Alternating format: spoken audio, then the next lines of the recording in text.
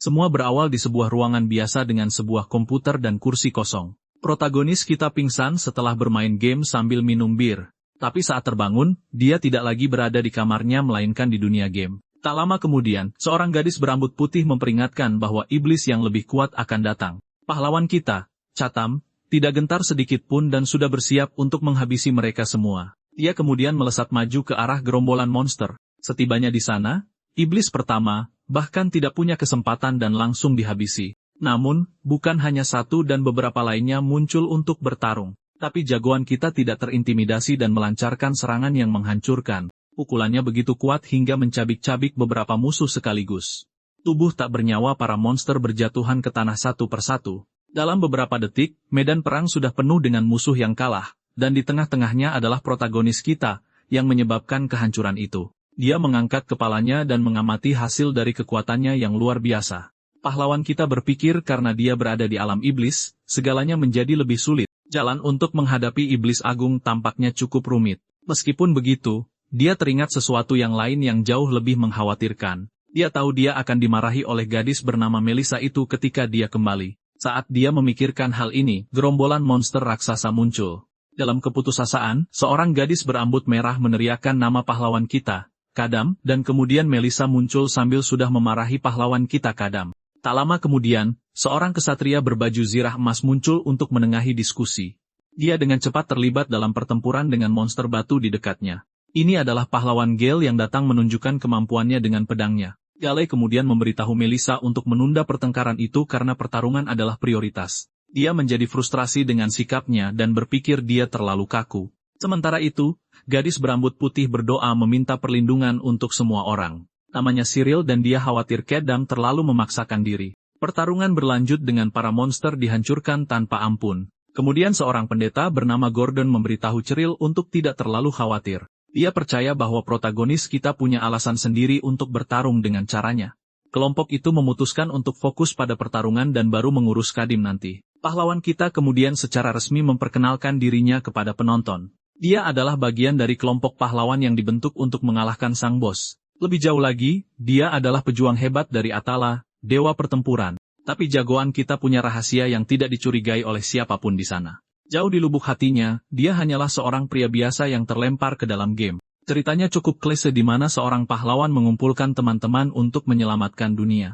Tujuan utama mereka adalah mengalahkan iblis agung yang menakutkan. Tapi bagi protagonis kita, petualangan ini bukan hanya hiburan, tapi bagi orang normal yang belum pernah menyakiti siapapun, hidup ini adalah neraka. Untuk menahan semua ini, pahlawan kita perlu mengambil tindakan drastis karena dunia ini terlalu kejam untuk orang biasa. Dia kemudian mengaktifkan kemampuannya yang mengubahnya menjadi seorang Blood Berserker. Dengan pikirannya yang menjadi gila, dia hanya berpikir untuk membunuh lebih banyak lagi iblis. Karena dia percaya bahwa jika dia mengalahkan semua musuh yang muncul, dia akhirnya akan bisa melarikan diri dari dunia terkutuk yang dia benci ini. Dan dengan begitu mengucapkan selamat tinggal pada kehidupan penderitaan dan kebrutalan yang tak berkesudahan ini. Berubah total, dia kehilangan kendali, dan berubah menjadi monster. Satu-satunya keinginannya adalah keluar dari tempat ini secepat mungkin. Dia ingin mempercepat prosesnya dan mengakhiri semuanya sekali dan untuk selamanya.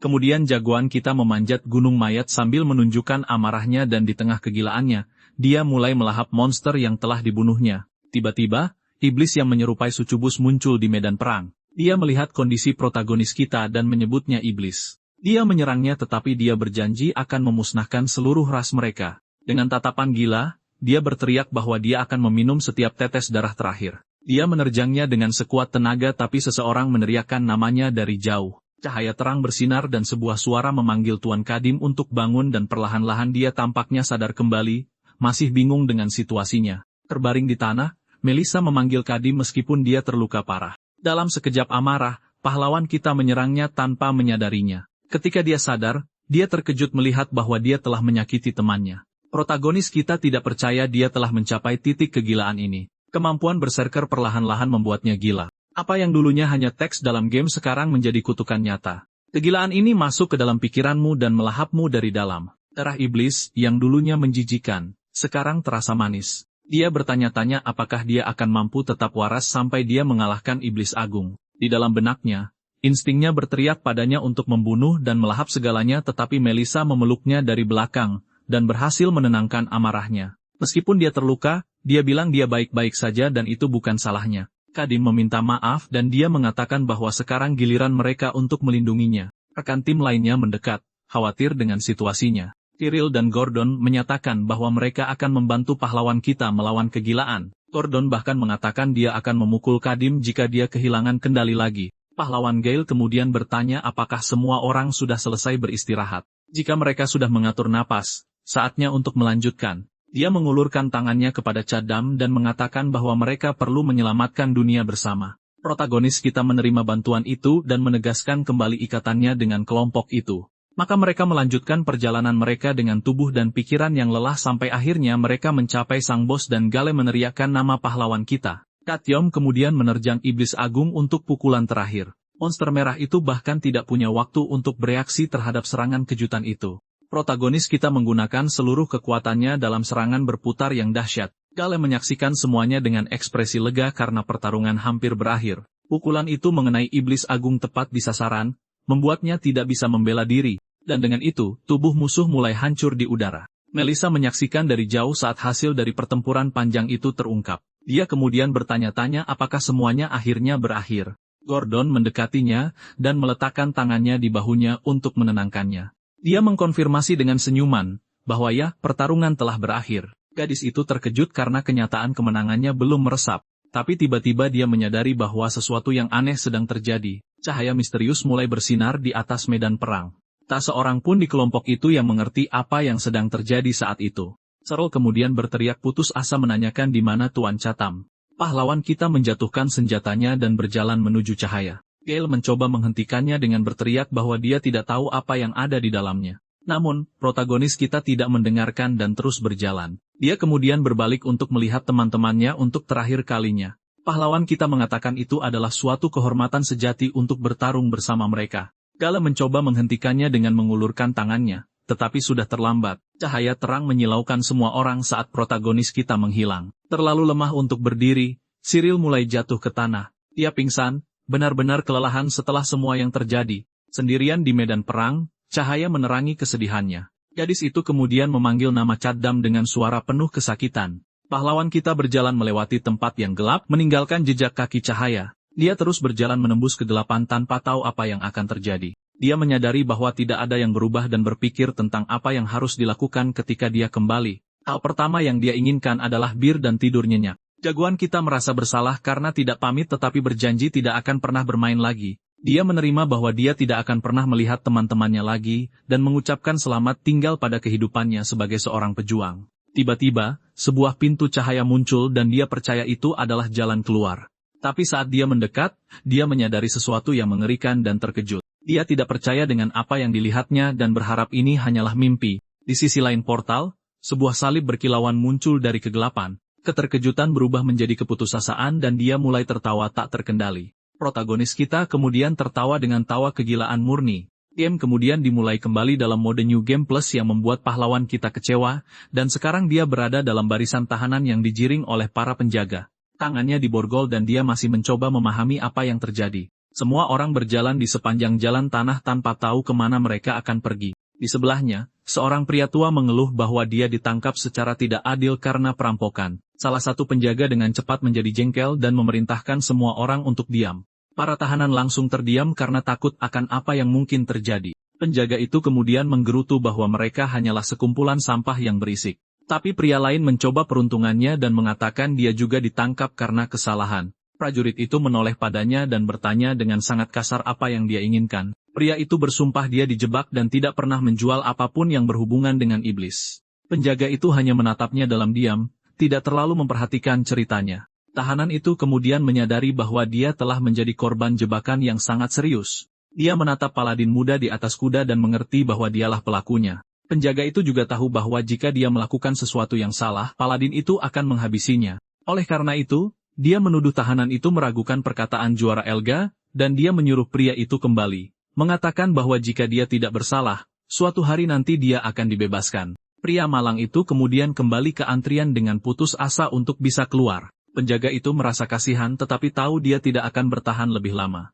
Tapi mengesampingkan pedagang itu, dia tampaknya memikirkan hal lain. Penjaga itu kemudian memusatkan perhatian pada protagonis kita yang diborgol tepat di belakangnya. Dia bertanya-tanya bagaimana mereka berhasil menangkap seorang barbar yang begitu kuat. Sementara itu, pahlawan kita berjalan di antara yang lain dengan perasaan bingung. Protagonis kita bertanya-tanya apa yang sedang terjadi sekarang. Tubuhnya terlihat sama tetapi semua kekuatan yang dimilikinya telah lenyap begitu saja. Setidaknya kegilaan dan rasa bersalah yang melahapnya juga menghilang. Dilihat dari pesan New Game Plus, dia pasti telah kembali ke awal segalanya. Meski begitu, jagoan kita masih belum begitu mengerti apa yang sedang terjadi. Dia berkomentar kepada seorang pria tua, bahwa bahkan game pun tidak dimulai seperti itu.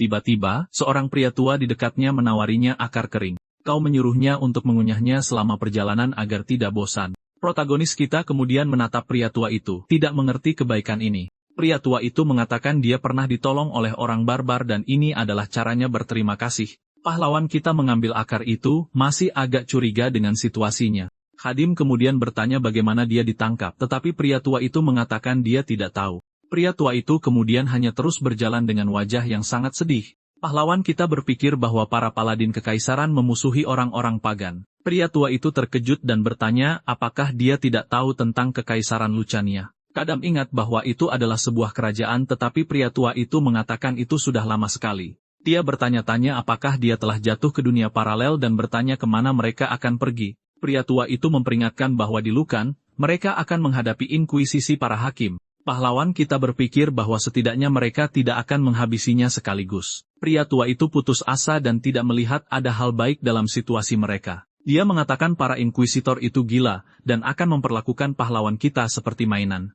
Pria tua itu menggambarkan hal-hal mengerikan yang akan mereka lakukan pada protagonis kita. Tiba-tiba, paladin itu menyerang pria tua itu, karena terlalu banyak bicara. Pria malang itu jatuh ke tanah tanpa kesempatan sedikit pun untuk membela diri. Paladin itu kemudian mengatakan bahwa siapapun yang menghina agen Elga akan membayarnya dengan nyawa mereka. Dia memberikan senyum masam yang menunjukkan bahwa dia tidak peduli sedikit pun. Kudanya kemudian mulai berjalan ke arah pahlawan kita.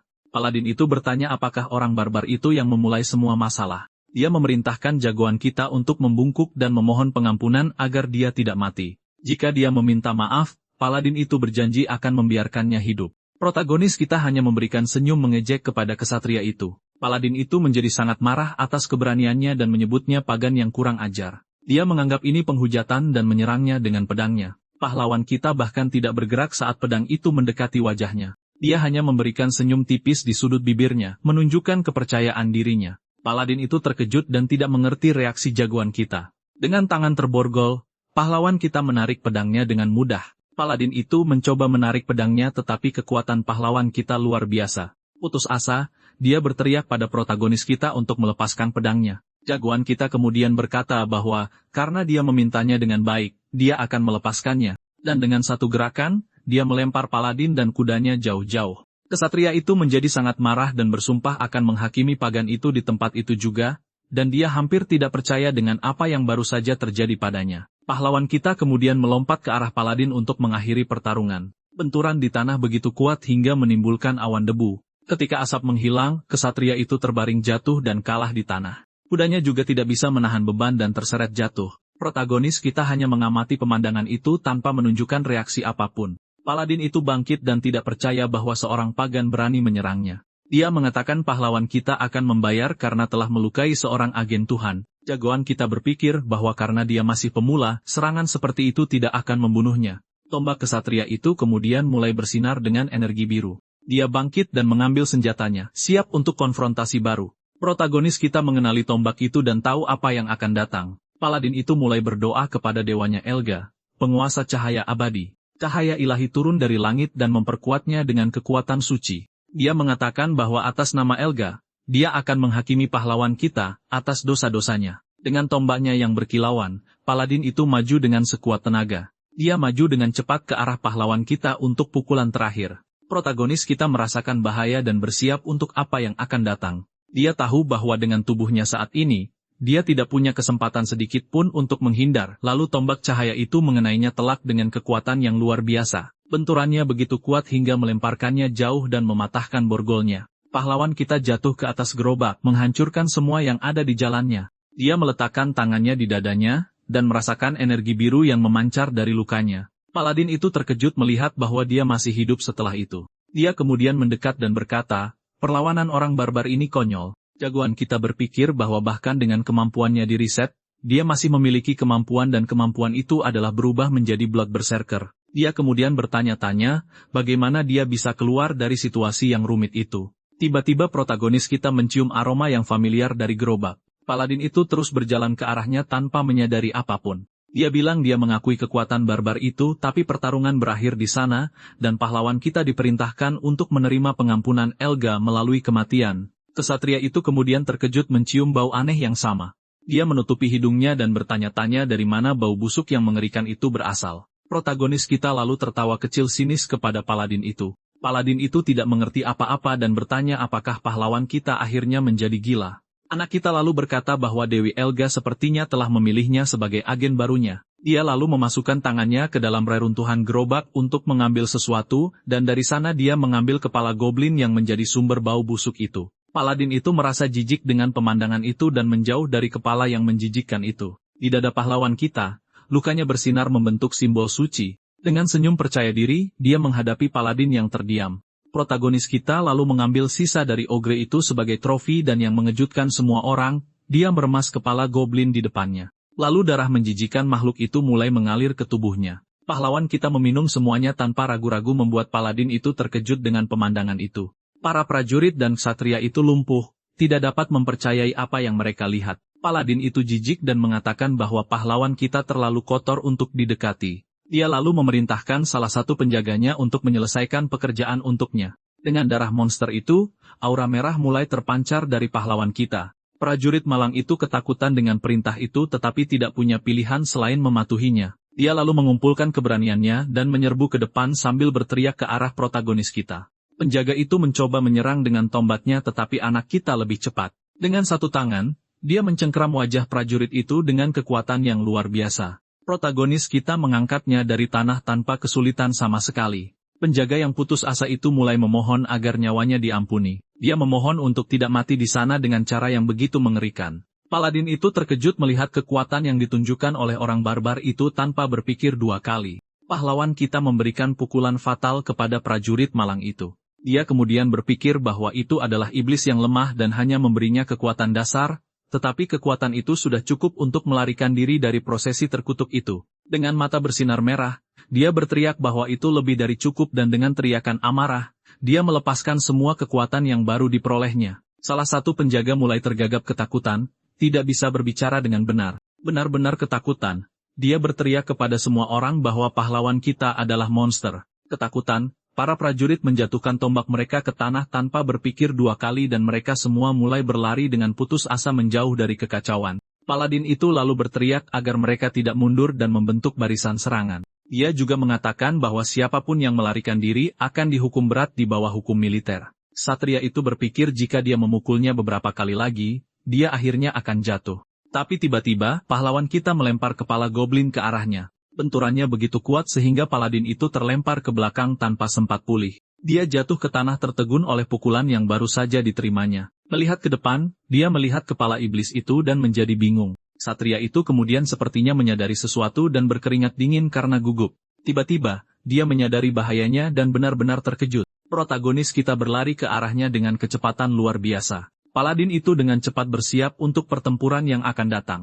Dia kemudian mulai berdoa kepada dewanya Elga, penguasa cahaya abadi. Dengan mata bersinar, dia meminta kekuatan untuk menghabisi hamba para iblis. Pahlawan kita melompat ke udara untuk serangan dari atas yang menghancurkan. Paladin itu meneriakkan nama dewanya dan menyiapkan serangan balasan yang kuat. Dan dengan sekuat tenaga, dia melancarkan serangan cahayanya ke arah Kadam. Dengan seringai gila, Paladin itu percaya pertarungan sudah dimenangkan, tetapi pahlawan kita muncul di belakangnya dan bertanya apakah hanya itu. Satria itu terkejut dan mulai berkeringat deras, benar-benar bingung. Anak kita memegang tombak cahaya di tangannya dengan mudah. Segera setelah itu, dia menyiapkan pukulan dengan tangannya yang bersinar merah. Pukulan itu mendarat telak dan dengan keras melemparkan paladin itu. Dampak pukulan itu bergema di langit dengan kekuatan yang luar biasa. Adegan menjauh dan kita melihat ksatria yang jatuh setelah menerima pukulan itu. Dengan suara lemah, paladin itu tergagap memohon pahlawan kita untuk berhenti. Dia mengakui bahwa dia salah dan memohon pengampunan dengan wajahnya di tanah. Protagonis kita hanya mengamatinya dengan aura amarah merahnya.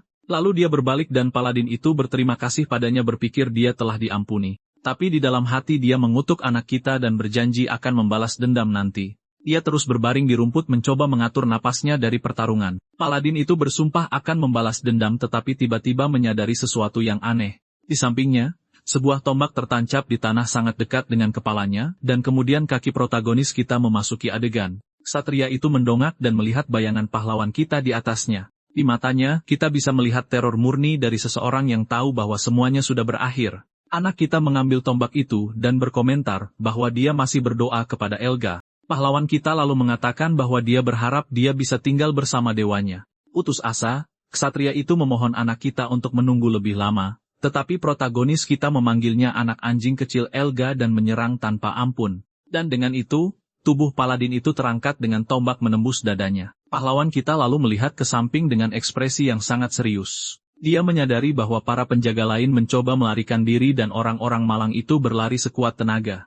Sambil berteriak untuk melarikan diri, anak kita mengingat pelajaran penting dari kehidupan awalnya. Sementara itu, para prajurit terus berlari tanpa menoleh ke belakang. Salah satu dari mereka bahkan menoleh ke belakang untuk melihat apakah dia masih diikuti. Dia pikir dia aman, tetapi sebuah tombak tiba-tiba mengenainya telak. Dan bukan hanya dia karena yang lain juga dibereskan satu persatu. Pelajaran itu sederhana, jangan pernah meninggalkan jejak. Tapi satu penjaga terakhir berhasil bersembunyi di tengah semak-semak. Orang malang itu gemetar ketakutan dan menutupi mulutnya agar tidak bersuara. Namun protagonis kita sudah tahu dia ada di sana dan tersenyum kecil. Dia kemudian mengambil sebuah tombak dan melemparkannya dengan kekuatan yang luar biasa. Senjata itu melesat seperti roket ke arah prajurit malang yang bersembunyi, dan dengan tombak itu dia menyerang tepat sasaran yang tersembunyi di sana. Setelah menghabisi semua orang, pahlawan kita memanggil seorang saudara. Pria tua yang memberikan rute kepada pahlawan kita memujinya karena telah mengalahkan paladin itu. Dia kemudian meminta anak kita untuk melepaskan borgolnya tetapi malah dipukul.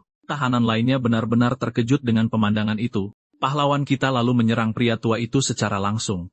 Melihat itu, jiwa-jiwa malang lainnya mulai melarikan diri dengan putus asa tetapi protagonis kita melompat ke atas mereka dan mengulangi pelajaran hidupnya. Wajah salah satu dari mereka menunjukkan kengerian murni dari seseorang yang tahu mereka akan mati. Putus asa, salah satu tahanan bertanya mengapa pahlawan kita melakukan ini, tetapi Kadam tidak menghiraukan dan bersiap untuk menyerang pria itu dengan tombak. Dengan tatapan dingin dan penuh tekad, dia menghabisi orang malang itu tanpa ampun. Protagonis kita kemudian tetap diam mengamati hasil tindakannya. Ladang itu sekarang dipenuhi mayat karena keputusannya untuk tidak meninggalkan jejak. Dia berpikir bahwa jika dia membiarkan para tahanan hidup, mereka akan menyebarkan berita. Dan dalam skenario terburuk, seorang paladin elit akan dikirim untuk memburunya. Oleh karena itu, anak kita menyimpulkan bahwa dia sama sekali tidak bisa mengambil risiko semacam itu. Sementara itu, tahanan terakhir yang tersisa menangis dan memanggilnya seorang pagan. Benar-benar ketakutan, pria itu meringkuk di tengah semak-semak. Tidak tahu harus berbuat apa, pahlawan kita mendekatinya dan orang malang itu berteriak dengan ketakutan murni. Kadim lalu memperingatkan bahwa dia adalah orang terakhir yang tersisa untuk dieliminasi. Dia mengangkat tombaknya siap untuk menghabisi saksi terakhir pembantaian itu. Tahanan itu masih mencoba berdebat dan berteriak bahwa dia sama sekali tidak bersalah. Namun protagonis kita mencengkeram senjata itu lebih erat mengabaikan permohonannya. Pria itu gemetar di tanah karena dia tahu akhir hidupnya semakin dekat. Dia memohon untuk hidupnya sekali lagi mengatakan dia tidak melakukan kesalahan. Pahlawan kita lalu dengan dingin bertanya mengapa dia harus membiarkannya hidup. Pria itu menjelaskan bahwa dia punya istri dan anak-anak dan dia ditangkap karena kesalahan. Melihat tidak ada yang membantu, dia berteriak apakah pahlawan kita tidak membutuhkan seorang pemandu. Tertarik dengan usulan itu, pahlawan kita bertanya apa yang dia maksud dengan pemandu. Dia mengaku sebagai pedagang yang tahu wilayah itu dengan baik dan pahlawan kita memutuskan untuk mengujinya. Kadim lalu menanyainya tentang Lucania, yang dalam ingatannya hanyalah sebuah kerajaan. Pedagang itu benar-benar bingung dengan pertanyaan protagonis kita. Dia berpikir bahwa karena dia seorang barbar, mungkin dia berasal dari tempat yang sangat jauh. Pahlawan kita kemudian kehilangan kesabaran dan menuntut jawaban segera. Pria itu mengatakan bahwa kekaisaran itu didirikan 248 tahun yang lalu. Kadiam kemudian bertanya tahun berapa dalam kalender lunar yang dia tahu. Pedagang itu mengatakan bahwa kalender kuno ini sudah berusia lebih dari 1130 tahun. Protagonis kita terkejut karena kalender yang dia gunakan telah menjadi sejarah. Dia kemudian bertanya tentang benua, gereja Elga, dan kerajaan iblis. Pria itu menjelaskan bahwa Lucania menyatukan segalanya tetapi sekarang terbagi menjadi 3. Gereja menjadi lebih kuat dan tidak ada seorang pun yang pergi ke alam iblis kembali hidup-hidup. Anak kita terkejut dengan berita bahwa tidak ada yang kembali dari sana. Dia kemudian mengungkapkan nama Gail dan Melissa, mantan rekannya, dan juga Gordon dan Cyril, teman-temannya yang lain dari kelompok pahlawan. Protagonis kita lalu bertanya apakah dia pernah mendengar salah satu dari mereka. Pedagang itu mengatakan dia mendengar nama-nama ini untuk pertama kalinya dalam hidupnya, tetapi tiba-tiba dia berhenti dan sepertinya mengenali nama Melissa. Pahlawan kita memperhatikan perubahan itu, dan menatap tajam pria itu. Pedagang itu mencoba mengingat nama Melissa tetapi tampak bingung dengan pengucapannya. Pahlawan kita merasa aneh bahwa para pahlawan telah dilupakan seperti ini. Dia mulai ragu apakah dunia ini benar-benar kelanjutan dari dunianya sendiri. Kadim lalu bertanya mengapa para iblis menginvasi benua itu. Pria itu mengatakan ada beberapa teori tetapi tidak ada yang tahu kebenarannya. Salah satunya berbicara tentang datangnya kejahatan besar yang akan menghancurkan segalanya tetapi dia percaya bahwa kebenaran ada pada raja yang hidup di atas awan. Protagonis kita hanya menatap pria itu, memproses informasi baru. Dia kemudian menjatuhkan tombaknya ke tanah, membuat keputusan penting. Pedagang itu merasa lega dan melihat pahlawan kita berbalik untuk pergi. Kadim lalu mulai berjalan sendirian melintasi padang hijau yang luas itu. Dia menyimpulkan bahwa dia berada 300 tahun di masa depan dari perjalanan pertamanya. Anak kita ingat bagaimana dia diusir dari dunia asalnya dan sekarang semua pengetahuan yang dia miliki sudah ketinggalan zaman ratusan tahun. Mantan rekan-rekannya yang dia tinggalkan tidak ada lagi. Dengan tatapan sedih, dia menyadari bahwa semua orang telah menjadi debu di era baru ini, dan dia bertanya-tanya apakah layak untuk hidup dengan mengulangi pembantaian yang sama. Dia tidak lagi ingin harus meminum darah iblis untuk menekan kegilaannya, dan tidak ada jaminan dia akan pulang jika dia menyelesaikan permainan lagi. Dengan mata terpejam, dia tampaknya membuat keputusan tentang masa depannya. Pahlawan kita lalu mengambil tombak itu dan mematahkannya menjadi 2 tanpa kesulitan. Pedagang itu benar-benar bingung, tidak mengerti sikapnya. Dia kemudian mengarahkan ujung tombak yang tajam ke lehernya sendiri. Dengan senjata di posisinya, anak kita bersiap untuk mengakhiri segalanya di sana. Putus asa, pedagang itu bertanya apa yang coba dia lakukan sekarang. Pahlawan kita berpikir bahwa jika dia melanjutkan perjalanan, dia akan memiliki banyak penyesalan, dan jadi dia menekan tombak ke dirinya sendiri dengan sekuat tenaga. Dia hanya berharap setelah itu tidak akan ada layar game over tanpa jalan keluar. Lalu dia mulai menusuk dirinya sendiri dengan ujung tajam dari tombak yang patah. Ujung tombak itu perlahan memasuki lehernya saat dia menutup matanya. Tiba-tiba, dia teringat Melissa berbicara tentang menciptakan menara penyihir. Dengan mata terbelalak, dia menghentikan serangan itu di detik terakhir. Karim lalu bertanya apakah pria itu benar-benar mendengar nama Melissa. Pedagang itu mengatakan bahwa nama nyonya pertama menara itu mirip dengan ini. Pahlawan kita bertanya di mana menara itu berada dan pria itu segera menjawab. Dia menjelaskan bahwa perjalanan ke sana akan memakan waktu setidaknya 2 bulan. Protagonis kita tetap diam merenungkan apa yang baru saja dia temukan. Dia berpikir bahwa karena ini, dia tidak bisa lagi bunuh diri sekarang. Kadam lalu menyuruh pria itu untuk memandunya, tetapi dia mengeluh tentang keluarganya. Anak kita menatapnya dengan serius karena dia tidak bisa membuang waktu dalam perjalanan. Sebagai pembayaran, pahlawan kita menawarkan hal paling berharga yang bisa dia berikan. Dia lalu mengatakan bahwa bayarannya adalah nyawa pedagang itu, yang membuatnya ketakutan. Kadim memberitahunya untuk menemukan kunci, membebaskan dirinya dan mengumpulkan barang-barangnya agar mereka bisa pergi. Sementara pria itu bersiap, pahlawan kita mencari senjata di reruntuhan. Dia menemukan sebuah pedang dan mengatakan bahwa dengan keahliannya, itu akan terlihat cukup layak. Anak kita berpikir tombak paladin lebih baik tetapi dia tidak bisa menggunakannya. Dia kemudian menyesal tidak membawa kapak dari kehidupan sebelumnya. Sekarang bebas dan dengan rangselnya, pedagang itu bertanya-tanya apa yang sedang dilakukan pahlawan kita. Dia kemudian melihat Cadam mengisi botol minum dengan darah monster yang mati. Protagonis kita lalu mengikat botol minum itu ke pinggangnya bersama dengan pedang. Sekarang siap untuk perjalanan, dia mengumumkan bahwa mereka akan pergi dan begitulah keduanya memulai perjalanan panjang mereka menuju menara penyihir. Sementara itu, di lokasi pembantaian, tubuh paladin itu ditinggalkan. Gagak dengan mata merah lalu mulai berkumpul untuk pesta.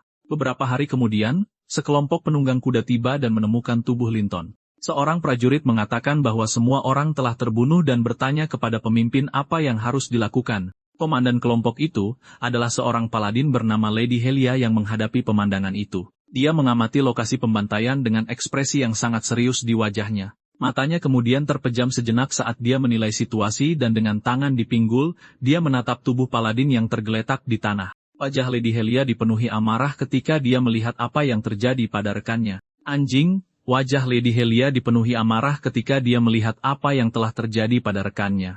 Malam pun tiba dan bulan bersinar terang di langit yang gelap. Jauh dari sana, pahlawan kita dan pedagang itu sedang berkemah di dekat hutan. Bara api unggun masih menyala perlahan di tengah perkemahan. Protagonis kita tampaknya tidur nyenyak di samping api. Pedagang itu lalu melihat kesempatan emas untuk melarikan diri dari monster itu. Dia mulai berlari dengan putus asa melalui hutan tanpa menoleh ke belakang. Kelelahan, dia terus berlari sekuat tenaga untuk melarikan diri.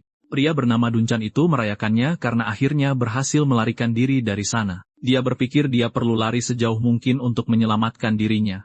Duncan tahu berbahaya bepergian sendirian, tetapi masalahnya adalah hal lain. Rekan seperjalanannya adalah seorang barbar yang melahap iblis. Dalam beberapa hari terakhir, dia telah mencoba bersikap baik dengan menawarkan makanan kepada Kadam. Lalu dia menawarkan pahlawan kita selimut untuk menghangatkannya dari dingin dan ketika dia mencoba memulai percakapan, anak kita mengabaikannya begitu saja. Orang barbar itu jarang berbicara dan tidak mengizinkan pertanyaan di luar apa yang diperlukan. Duncan lalu menyimpulkan bahwa dia bukan manusia melainkan binatang buas. Dia berpikir bahwa jika itu satu-satunya masalah, dia bisa menahannya. Tetapi tiba-tiba pahlawan kita muncul tepat di depannya entah dari mana. Dan dengan senyum masam, dia mengatakan bahwa pedagang itu sangat lambat, benar-benar terkejut. Duncan terdiam melihat kecepatan pahlawan kita karena dia baru saja menunjuk ke arah yang benar dan pahlawan kita menghilang tepat di depannya. Jadi, protagonis kita berdiri di sana, dengan tangan bersedekap hanya menunggunya tiba. Tatapannya begitu tajam seolah-olah menjadi ancaman bagi pria malang itu untuk tidak berlama-lama.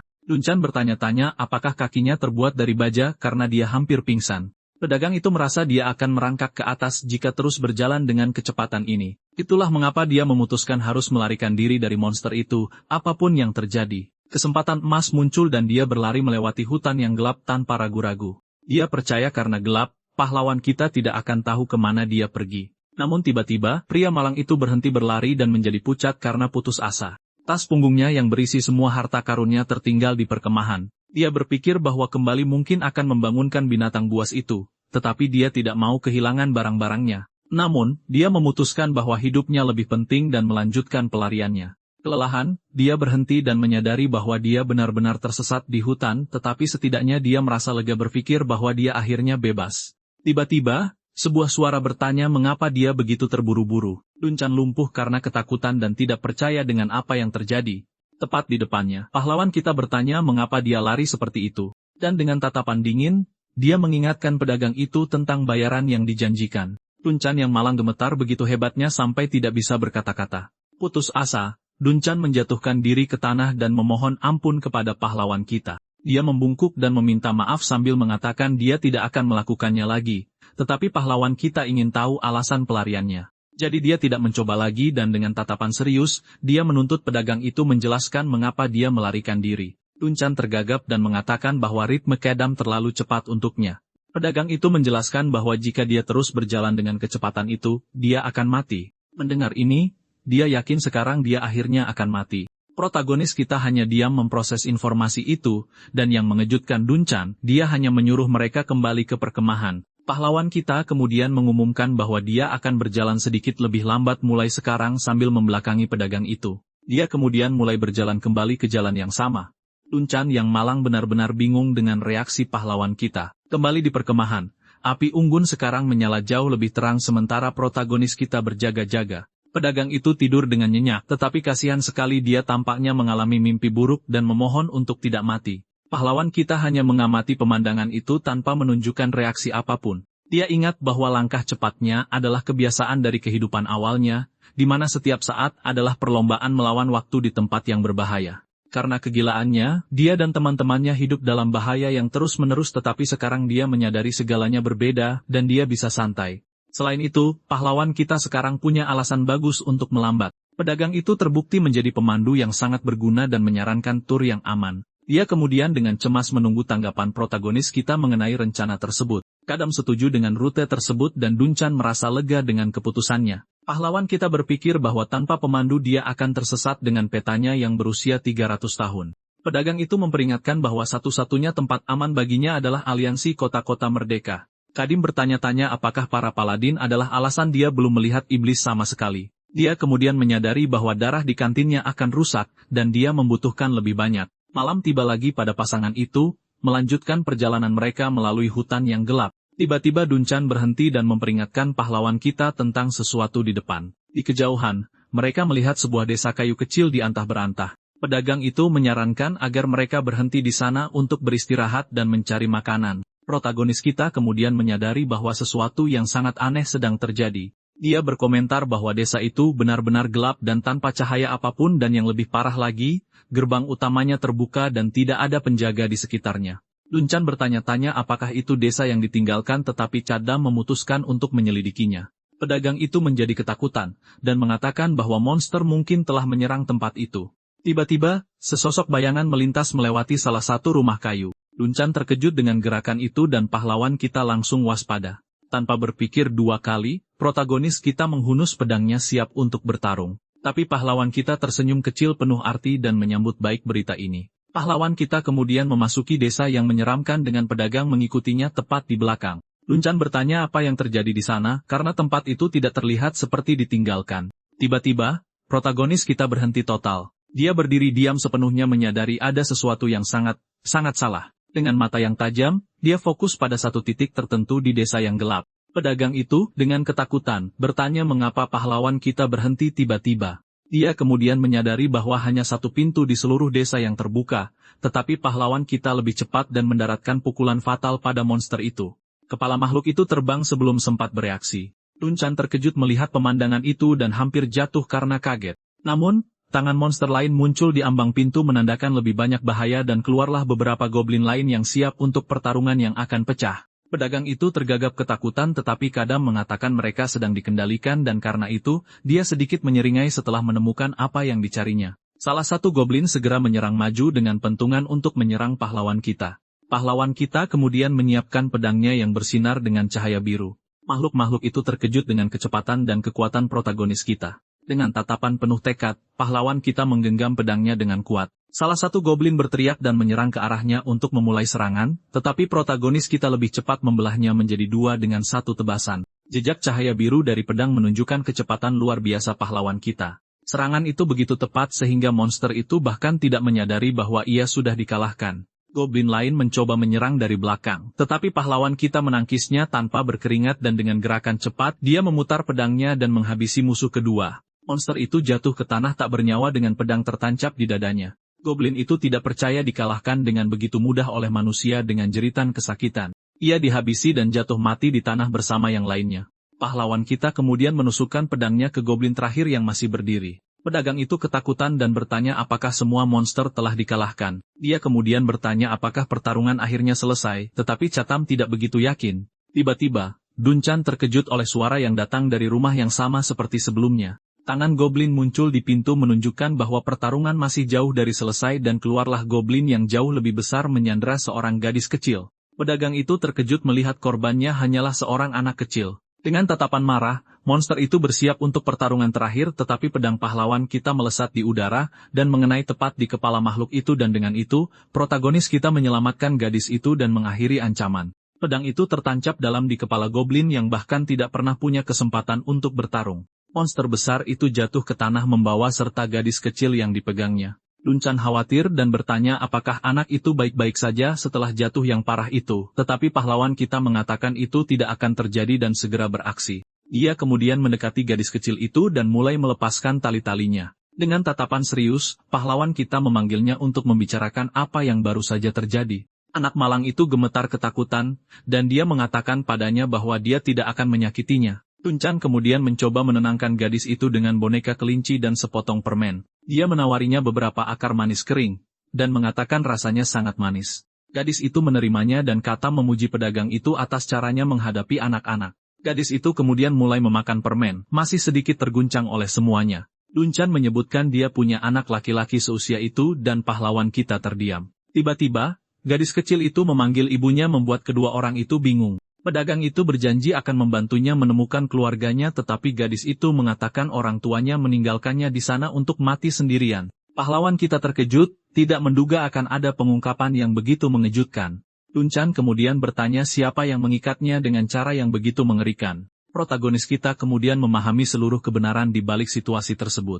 Tiba-tiba, seorang wanita meneriakkan nama gadis kecil itu, yaitu Lenny. Ibunya muncul dan menyuruh semua orang diam karena ada goblin. Sang ibu kemudian berlari dan memeluk putrinya Lenny, lega karena dia baik-baik saja. Menangis karena terharu, wanita itu berterima kasih kepada pahlawan kita karena telah menyelamatkan gadis kecil itu. Segera setelah itu, penduduk desa lainnya muncul dan terkejut dengan pemandangan itu. Salah satu dari mereka kemudian mendekat dan bertanya apakah pahlawan kita yang melakukan semua ini. Protagonis kita menarik pedangnya dari kepala monster itu dan mengatakan bukan dia.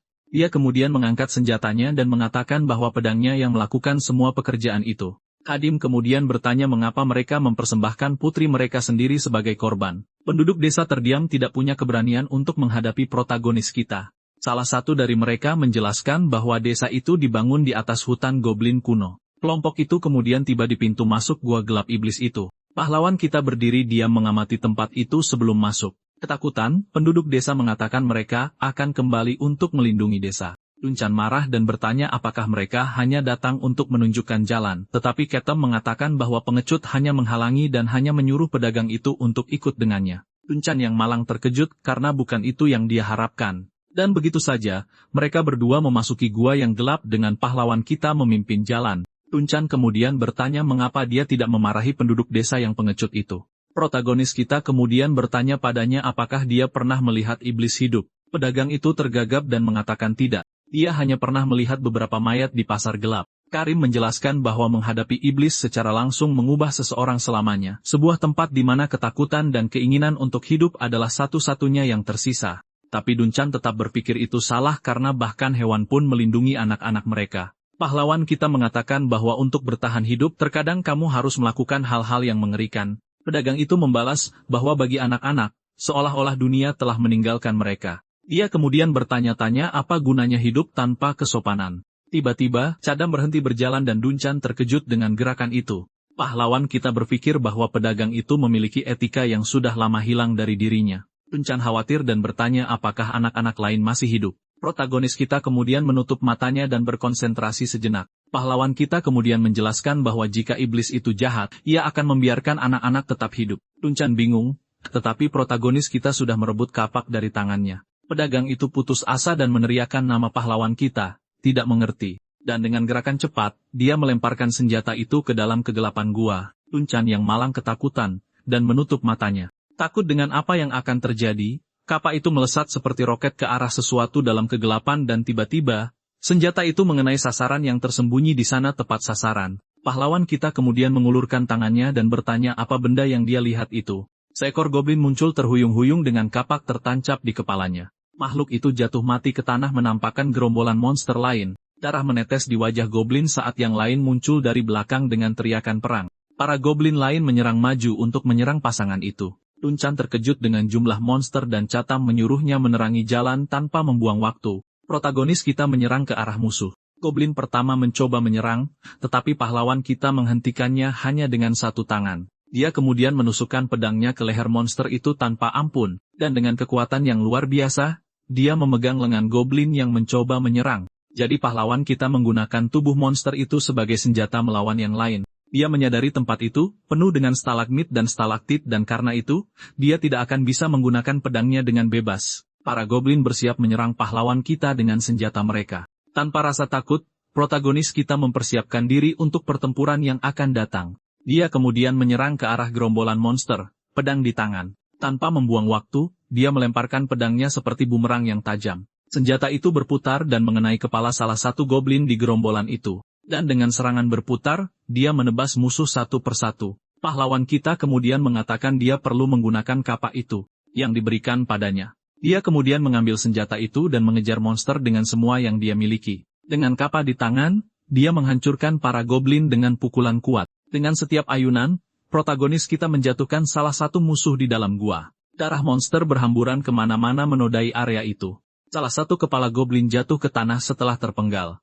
Dunchan terkejut melihat pahlawan kita mengalahkan mereka semua sendirian. Dia berdiri di tengah-tengah mayat monster yang baru saja dia kalahkan. Tiba-tiba, para goblin yang tersisa mulai melarikan diri ketakutan. Pahlawan kita mengatakan mereka akan lari ke sarang iblis. Pedagang itu memberitahu bahwa jalannya menyempit dan kemudian terbuka lagi. Dan dengan obor di tangan, keduanya melanjutkan perjalanan mereka melalui gua. Mereka kemudian mencapai bagian tempat yang jauh lebih luas dan lapang. Protagonis kita bersandar di dinding dan bertanya-tanya apakah ini markas para goblin. Tiba-tiba, pahlawan kita mencium sesuatu yang aneh di udara gua. Dia kemudian memperingatkan Duncan untuk berhati-hati karena iblis itu ada di dekatnya. Dia juga memberitahunya untuk tidak lari atau para goblin akan menghabisinya. Dengan tatapan fokus, protagonis kita bersiap untuk apa yang akan datang. Dengan gerakan cepat, dia bersiap untuk pertarungan yang akan dimulai. Tanpa berpikir dua kali, pahlawan kita menyerang ke dalam kegelapan dan dengan senjata di tangan, dia bersiap untuk pertarungan bos. Di kejauhan, pedagang itu dengan putus asa meneriakkan nama protagonis kita. Iblis itu kemudian menghadapinya dan berkata, ia belum pernah melihat manusia seperti dia sebelumnya. Dengan senyum jahat, ia tertawa sinis pada pahlawan kita. Pahlawan kita, kemudian menyadari ceritanya tidak seperti yang dia dengar, karena yang disebut iblis ini sebenarnya memiliki tanduk yang tumbuh di dahinya. Meskipun kecil, itu menandakan bahwa monster itu sedang berevolusi. Protagonis kita kemudian bersiap untuk pertarungan yang akan sangat sulit. Dia tahu bahwa iblis yang berevolusi adalah musuh tingkat menengah. Monster itu menikmati ekspresi putus asa di wajah pahlawan kita. Ia kemudian menerjang maju dengan kecepatan luar biasa ke arah protagonis kita. Pahlawan kita mempersiapkan diri untuk dampak pukulan yang datang. Iblis dan pahlawan kita kemudian berbenturan dengan kekuatan yang luar biasa. Monster itu mengatakan ia menyukai manusia karena mereka lemah dan patuh. Pahlawan kita berpikir dia menangkis serangan iblis itu murni karena insting.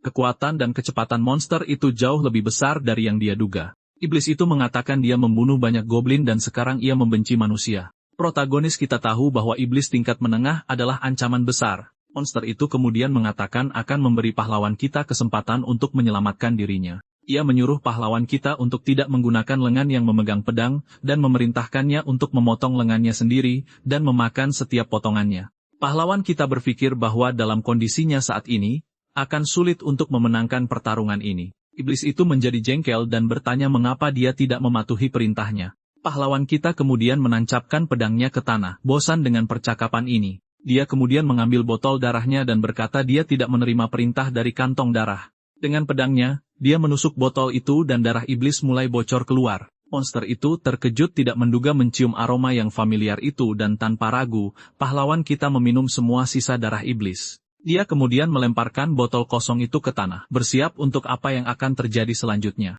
Aura merah mulai memancar dari tubuh protagonis kita dan dengan raungan amarah, dia mengaktifkan mode Blood Berserker-nya.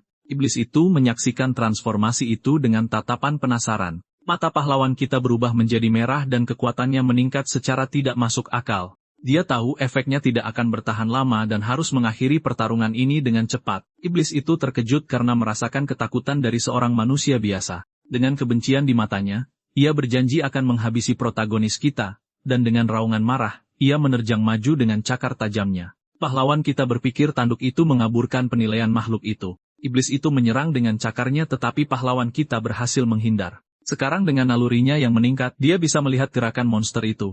Keduanya kemudian saling bertukar pukulan dalam pertempuran kekuatan dan kecepatan murni. Iblis itu terkejut tidak menyangka akan mendapat perlawanan sebesar itu dari manusia. Protagonis kita menyadari kapaknya tidak akan bertahan lebih lama lagi, tetapi dia tidak peduli karena jika kehabisan senjata, dia akan bertarung dengan tinjunya. Iblis itu menggeram marah dan bersiap untuk serangan kuat lainnya. Dengan tatapan marah, ia menyebut pahlawan kita manusia yang tak termaafkan.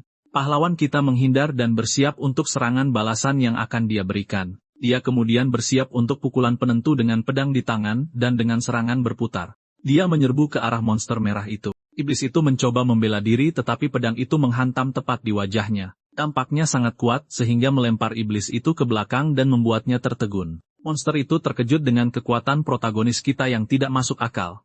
Pahlawan kita kemudian bersiap untuk pukulan terakhir dengan kapaknya. Pertarungan antara keduanya mencapai puncaknya dengan bentrokan kekuatan. Dengan pukulan yang menghancurkan, pahlawan kita menyerang iblis itu dengan semua yang dia miliki. Monster itu terkejut dengan kekuatan penghancur protagonis kita. Dengan teriakan kesakitan, ia mencoba menyerang tetapi pahlawan kita lebih cepat. Dia kemudian meraih cakar iblis sebelum bisa mengenainya secara telak tetapi monster itu berhasil mendaratkan pukulan menyerempet di dadanya. Iblis itu terlempar ke belakang oleh kekuatan dampak serangan itu. Pahlawan kita kemudian bersiap untuk menyerang. Senjatanya bersinar terang. Monster itu mencoba membela diri tetapi tidak bisa menghentikan serangan itu. Dengan gerakan berputar, protagonis kita melepaskan kekuatan penuhnya. Dengan tatapan penuh tekad, dia bersiap untuk pukulan terakhir dari pertarungan itu. Iblis itu merasakan bahaya dan mencoba mundur untuk melindungi dirinya. Dengan lompatan ke belakang, ia mencoba melarikan diri dari serangan yang menghancurkan itu. Pukulan itu begitu kuat sehingga menghancurkan bebatuan gua dengan mudah. Iblis itu jatuh ke tanah, benar-benar kalah dan tidak punya kekuatan lagi untuk bertarung. Ia kemudian bertanya pahlawan kita ini apa karena dia tidak terlihat seperti manusia.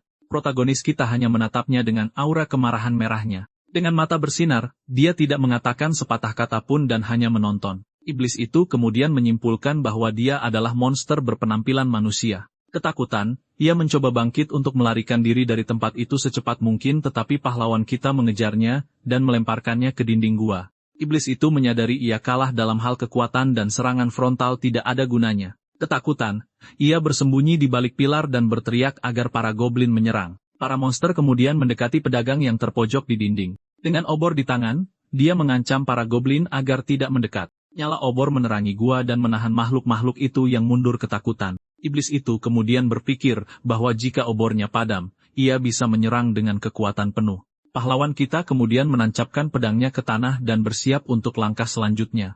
Dia melihat monster itu melompat di antara stalaktit di langit-langit. Dengan tangan berdarah, dia mengambil kapak yang jatuh di tanah dan dengan senjata di tangan, dia bersiap untuk serangan yang akan dia lancarkan. Protagonis kita kemudian mengatakan bahwa segalanya tidak akan berjalan sesuai keinginan iblis itu. Pahlawan kita kemudian menyadari bahwa jika dia melempar senjatanya, iblis itu akan menghindarinya karena makhluk itu terlalu cepat, dan dia tidak akan bisa mengenainya di udara. Dengan tatapan penuh tekad, dia menemukan ide untuk menyelesaikan masalah ini. Dia kemudian mengambil kapak dan bersiap untuk jenis serangan yang berbeda. Pahlawan kita mengatakan dia akan menghancurkan tempat iblis itu berdiri dan dengan lemparan yang kuat, dia meluncurkan kapaknya ke langit-langit gua. Monster itu terkejut karena tidak mengharapkan serangan seperti itu. Senjata itu berputar di udara dengan kekuatan luar biasa menuju bebatuan. Dampaknya sangat kuat sehingga menghancurkan stalaktit di langit-langit gua. Di kejauhan, pedagang dan para goblin menyaksikan adegan itu tanpa mengerti apa-apa,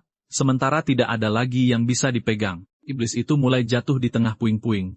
Ledakan itu menimbulkan awan debu yang memenuhi seluruh area. Pedang pahlawan kita yang tertancap di tanah menunggu langkah selanjutnya. Iblis itu mengeluh bahwa debu masuk ke matanya, membutakannya sejenak.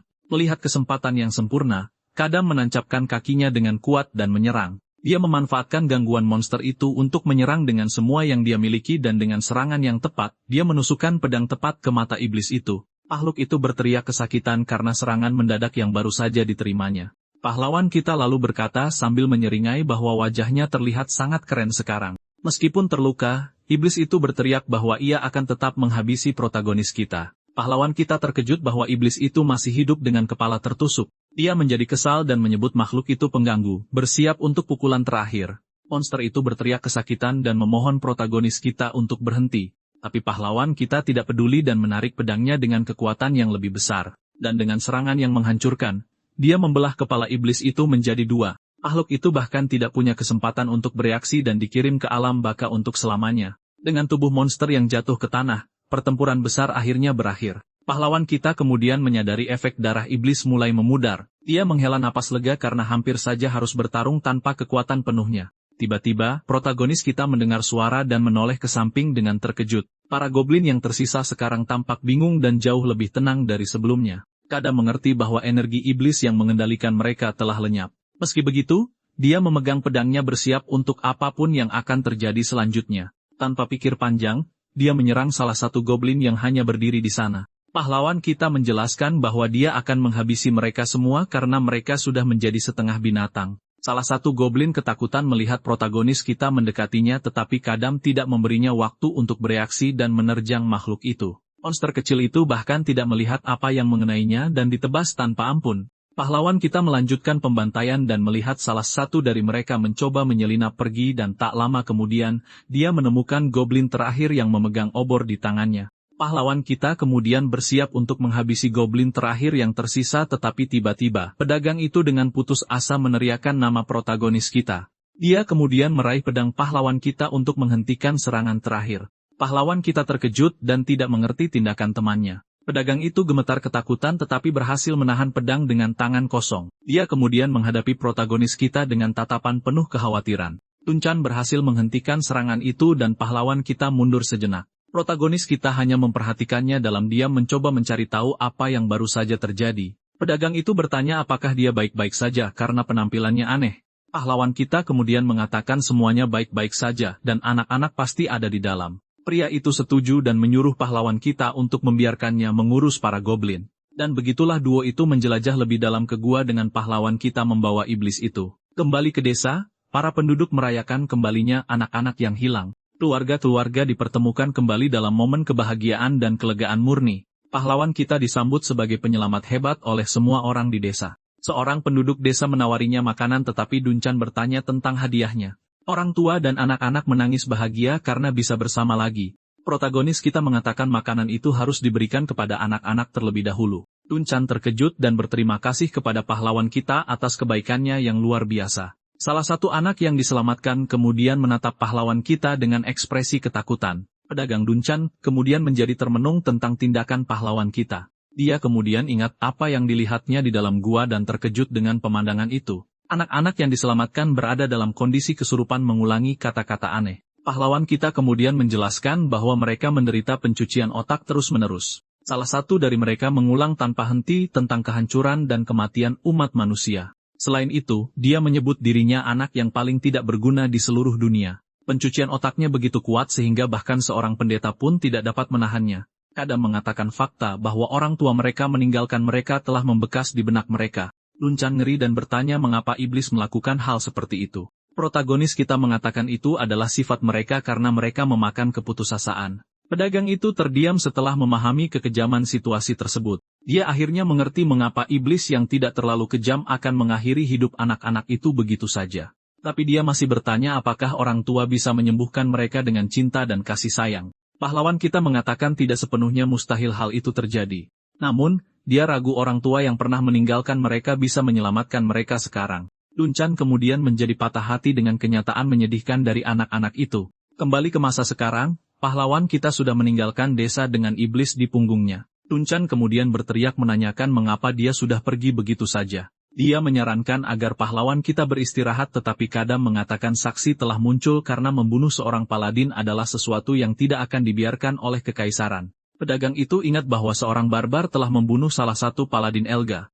Karena itu, pahlawan kita mengatakan jika mereka tidak beruntung, mereka sudah diikuti. Sementara itu, di lokasi pembantaian, burung gagak terbang di atas seorang paladin wanita dan prajuritnya.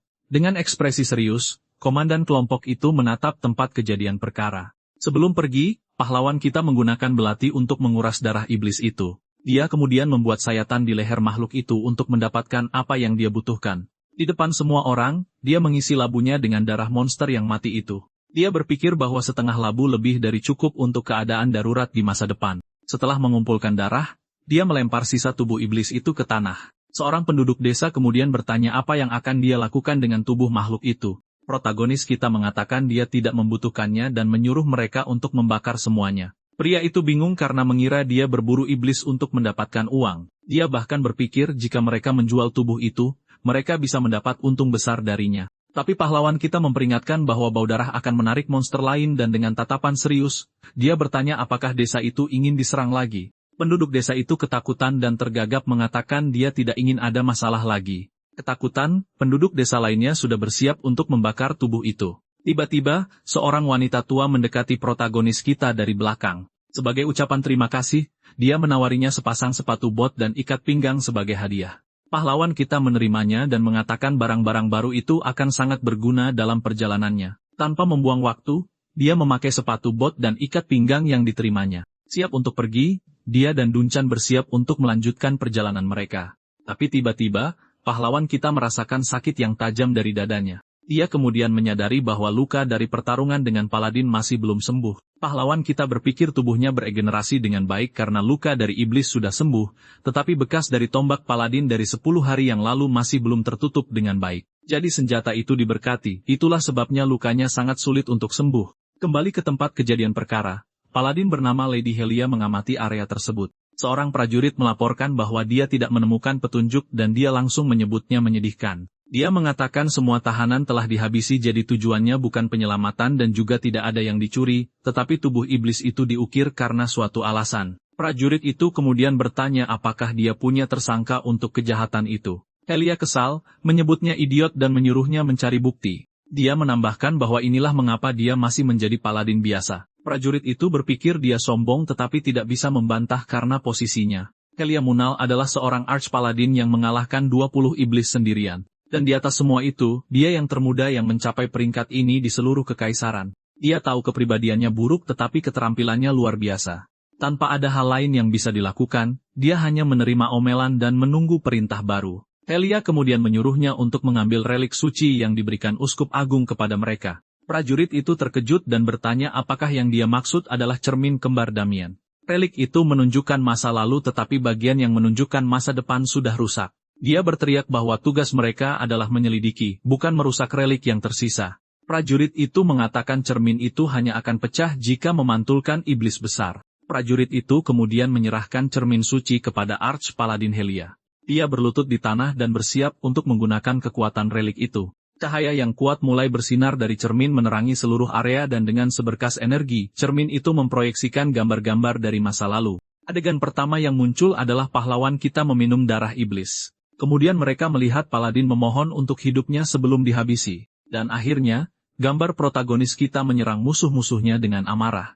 Helia dan prajuritnya terkejut dengan adegan yang baru saja mereka saksikan. Pahlawan kita kemudian muncul dengan mata merah yang penuh dengan kekuatan. Tiba-tiba, relik itu mulai retak dan hancur berkeping-keping. Pasangan itu terkejut saat cermin pecah tepat di depan mereka. Prajurit itu mengatakan ini berarti gambar yang dipantulkan adalah gambar iblis besar. Dia menyarankan mereka kembali dan memperingatkan semua orang tentang ancaman baru yang telah muncul. Tapi Helia mengatakan bahwa sekarang setelah mereka melihat pelakunya, mereka akan melanjutkan pencarian. Prajurit itu bingung tetapi dia sudah berdiri siap untuk berburu. Dengan pedang di tangan, dia bersiap untuk menemukan protagonis kita. Aura biru terpancar dari tubuhnya menunjukkan dia tidak main-main dan dengan tatapan penuh tekad, dia bersumpah akan mengakhiri pahlawan kita. Jauh di sana, pedagang Duncan membasuh wajahnya di sungai di tepi hutan. Dia kemudian berpikir bahwa karena putranya, dia tidak bisa berhenti khawatir. Duncan kemudian menggelengkan kepalanya mencoba mengusir pikiran buruk. Dia berpikir agar anak-anak baik-baik saja, dia harus terus bergerak maju. Kembali ke perkemahan, pedagang itu menemukan pahlawan kita terbaring di dekat api. Dia mendekat dan mengatakan makan malam akan segera siap tetapi menyadari ada sesuatu yang aneh. Duncan yang malang bingung tidak mengerti apa yang terjadi di sana. Protagonis kita berkeringat dan gemetar hebat, sepertinya sedang mimpi buruk. Pedagang itu merasa aneh karena seseorang yang mengalahkan iblis seharusnya tidak sakit. Tiba-tiba, dia melihat luka di dada pahlawan kita dan terkejut. Kadam kemudian berpikir seharusnya dia menyadari bahaya tombak itu lebih cepat. Senjata itu memiliki berkat fatal bagi iblis tetapi tidak akan mempengaruhi manusia kecuali pahlawan kita adalah seorang berserker yang menggunakan darah iblis untuk bertarung. Duncan mengatakan dia seharusnya beristirahat tetapi lukanya tidak akan sembuh semudah itu. Pahlawan kita kemudian bertanya apa fase bulan pada malam sebelumnya. Setelah mendengar jawabannya, dia berkata untung mereka tidak melewatkan momen itu. Tiba-tiba, suara di hutan mengejutkan pedagang itu yang menjadi waspada. Dia bertanya-tanya suara apa itu dan berharap itu bukan sesuatu yang serius. Segera setelah itu, beberapa mata bersinar muncul di kegelapan malam dan cakar serigala raksasa menginjak tanah dengan keras menakuti duo itu. Dari bayang-bayang muncul serigala raksasa yang Duncan kenali sebagai serigala pedang. Meskipun terluka, pahlawan kita menghadapi ancaman baru dengan tatapan yang sangat serius. Meskipun terluka, pahlawan kita tidak ragu-ragu dan mengambil kapak dan pedangnya. Dia kemudian menyuruh Duncan untuk mundur dan pedagang itu mengkhawatirkan kondisinya. Pahlawan kita meratapi bahwa dunia terkutuk ini tidak berniat membiarkannya beristirahat. Meskipun demikian, dia menghadapi kawanan serigala siap untuk apapun yang akan datang. Dan dengan sedikit ketus, dia berkata para monster itu bisa saja datang nanti untuk mengunjungi orang sakit. Kawanan serigala itu menatap keduanya dengan tatapan lapar dan liar. Meskipun dalam kondisi buruk, pahlawan kita menarik napas dalam-dalam dan bersiap untuk bertarung. Dikelilingi oleh para monster, protagonis kita memposisikan dirinya untuk melindungi si pedagang. Salah satu serigala kemudian maju dengan kekuatan penuh untuk memulai serangan tetapi pahlawan kita tidak membuang waktu dan membalas dengan kapak di tangannya. Pukulan itu mendarat telak dan monster itu bahkan tidak punya kesempatan untuk bereaksi. Makhluk itu terlempar jauh oleh kekuatan benturan yang membuat yang lain waspada. Dia kemudian berpikir bahwa penglihatannya kabur dan dia tidak bisa membidik dengan benar. Memanfaatkan celah itu, dua serigala lain menyerbunya. Pahlawan kita kemudian meraih pedangnya bersiap untuk ronde berikutnya. Salah satu serigala menggigit lengannya tetapi dia mengabaikannya dan tanpa ampun menyerang yang lain. Bahkan dalam posisi yang tidak menguntungkan, pahlawan kita terus bertarung dengan sekuat tenaga tanpa pilihan lain. Dia mendaratkan pukulan tepat di tengah wajah serigala itu. Dia kemudian mencengkeram monster itu di mulutnya, dan melumpuhkannya dengan kekuatannya yang luar biasa. Dengan geraman usaha, pahlawan kita bersiap menggunakan monster itu sebagai senjata. Dengan tatapan penuh tekad, dia fokus untuk mengakhiri pertarungan dengan cepat dan dengan gerakan cepat dia melemparkan serigala itu ke kawanan lainnya. Monster yang dia lempar itu mengenai salah satu temannya telak di tengah jalan. Setelah serangan itu, dia menoleh ke belakang dengan ekspresi yang sangat lelah. Dan dengan itu, satu lagi serigala tewas dalam kebingungan. Meskipun kelelahan, pahlawan kita tetap berdiri dikelilingi oleh serigala yang tersisa. Tapi kawanan itu tidak terintimidasi dan bersiap untuk menyerang lagi. Dia menyadari para monster itu pintar, dan dia tidak akan bertahan lebih lama lagi. Tiba-tiba, dia berbalik dan berteriak agar seseorang menjauh. Itu adalah si pedagang Duncan yang mencoba menakut-nakuti serigala dengan obor seadanya. Tanpa pilihan lain, dia memutuskan untuk meminum darah iblis meskipun itu adalah racun. Para monster itu menyadari apa yang dia lakukan dan langsung waspada. Kemudian pahlawan kita memiringkan labu itu, dan meminum cairan gelap itu tanpa ragu-ragu. Tepat setelah itu, dia melemparkan labu kosong itu ke tanah dengan kekuatan besar. Aura merah menyelimutinya dan dia bersiap untuk pertarungan yang sebenarnya. Merasakan bahaya, serigala-serigala itu mulai mundur karena takut akan kekuatannya. Matanya bersinar merah padam menunjukkan kemarahannya yang luar biasa dan dengan kecepatan absurd, dia menyerang serigala pertama yang dilihatnya. Sementara itu, Duncan masih mencoba menahan monster lain dengan api, tetapi salah satu serigala mengabaikan api dan menyerang pria malang itu. Si pedagang itu benar-benar ketakutan tidak tahu harus berbuat apa. Namun pedang pahlawan kita menebas monster itu sebelum bisa mencapainya. Sekarang setelah berubah, dia memulai pembantaian terhadap seluruh kawanan. Dia berpikir bahwa kekuatan berserker berubah dengan darah yang dia minum dan kali ini, dia menghadapi dua monster raksasa yang muncul di hadapannya. Dengan mata merah, pahlawan kita bersiap untuk serangan berikutnya. Dia menyadari darah iblis telah memberinya peningkatan kelincahan. Pahlawan kita kemudian teringat iblis lincah yang pernah dihadapinya sebelumnya. Melihat kekuatannya, serigala yang tersisa mulai melarikan diri ketakutan. Duncan kemudian berteriak bahwa para monster itu melarikan diri. Tetapi protagonis kita menyadari itu bukan mundur melainkan sesuatu yang lain. Tiba-tiba, sebuah cakar raksasa menghentak keras ke tanah mengejutkan keduanya. Pahlawan kita berdiri diam dan si pedagang bersembunyi di belakangnya ketakutan. Dan dari bayang-bayang muncul seekor serigala putih raksasa dengan bekas luka di wajahnya. Duncan memperingatkan bahwa monster itu aneh dan ukurannya 2 kali lipat dari yang lain. Pahlawan kita kemudian menyadari bahwa ini adalah pemimpin kawanan dan yang lebih parah lagi, efek kekuatannya sudah mulai memudar. Dia kemudian menyerang serigala besar itu, tetapi monster itu luar biasa kuat.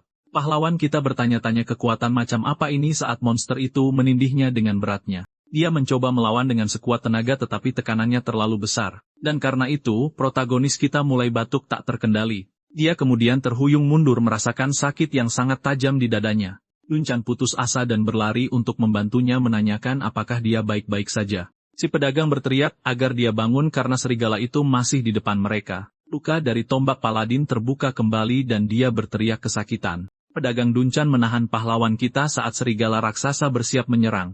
Tetapi Kada mengabaikan monster itu dan menatap ke langit membuat si pedagang bingung. Tiba-tiba, protagonis kita tampaknya menyadari sesuatu yang penting. Dengan kilatan di matanya, dia berkata bahwa saatnya akhirnya tiba. Syaratnya adalah malam bulan baru ketika langit benar-benar gelap. Jadi pahlawan kita menghunjamkan pedangnya ke tanah dan mulai berkonsentrasi. Dia mulai berdoa kepada Atala, penguasa tak terkalahkan dari semua senjata, dan meminta agar dahaganya akan pertempuran dipuaskan dengan darah musuh. Pahlawan kita mengatakan bahwa dia sekarang membuang darahnya, nama yang ternoda di atas pedang. Cahaya keemasan yang sangat kuat mulai memancar dari pedang di tanah. Serigala besar itu terkejut dan mundur sejenak dari cahaya yang menyilaukan. Duncan juga terkejut dan tidak tahu apa yang sedang terjadi. Api keemasan kemudian menyelimuti pedang dan sebuah pertanyaan menggantung di udara.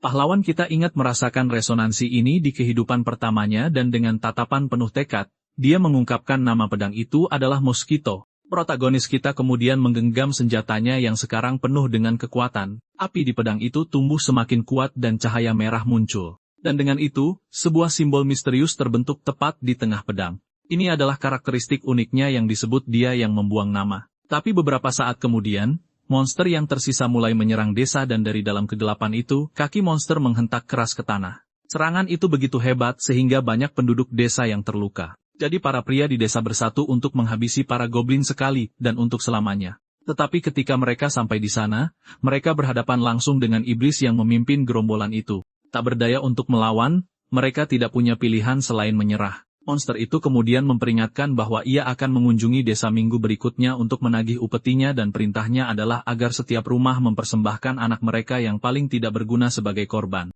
Duncan marah dan bertanya apakah anak-anak lain sudah diambil oleh mereka. Penduduk desa itu marah dan berkata mereka tidak bisa begitu saja mengorbankan anak-anak mereka yang lebih berguna. Pahlawan kita muak dengan alasan itu dan mengepalkan tinjunya erat-erat dan dengan satu pukulan, dia menghancurkan meja menyuruh semua orang untuk tutup mulut. Sekarang, tepat setelah itu, seekor goblin yang marah melompat keluar dengan senjata di tangan. Pahlawan kita kemudian bertanya berapa banyak tanduk yang dimiliki oleh iblis yang disebut-sebut itu. Penduduk desa itu bingung dan mengatakan makhluk itu tidak punya tanduk sama sekali. Protagonis kita kemudian terdiam sejenak dan tak lama kemudian, dia meraih pedangnya dan menyuruh pria itu untuk menunjukkan jalannya. Pria malang itu bingung dan bertanya kemana mereka akan pergi. Dengan tatapan serius, pahlawan kita bersiap menjawab pertanyaan itu. Dia kemudian berkata dengan sangat blak-blakan bahwa mereka akan pergi ke gua iblis. Pria itu bingung dan mengatakan monster itu tidak punya tanduk. Pahlawan kita berpikir bahwa tanpa tanduk, monster itu pastilah peringkat rendah dan mudah ditangani. Dia kemudian meraih pedangnya dan menyuruh pria itu untuk membawanya ke lokasi. Makhluk itu terkejut. Jelas ia tidak mengharapkan teman. Penduduk desa itu bingung dan bertanya kemana mereka akan pergi. Dengan tatapan serius, pahlawan kita bersiap menjawab pertanyaan itu. Dia kemudian berkata, jelas, mereka akan pergi ke gua iblis yang menakutkan itu. Dengan obor menyala, mereka memulai perjalanan melewati hutan yang gelap. Keduanya dan beberapa penduduk desa lainnya mengikuti pahlawan kita melewati malam. Penduduk desa itu kemudian mengatakan mereka tidak punya cara untuk membayar jasanya, tetapi protagonis kita memberitahunya bahwa dia tidak membutuhkan bayaran untuk ini. Pria itu lega dan berterima kasih kepada pahlawan kita atas bantuannya yang besar. Dia kemudian menawarkan kapak kepada pria itu sebagai senjata cadangan. Akhirnya, mereka tiba di pintu masuk gua tempat iblis itu bersembunyi.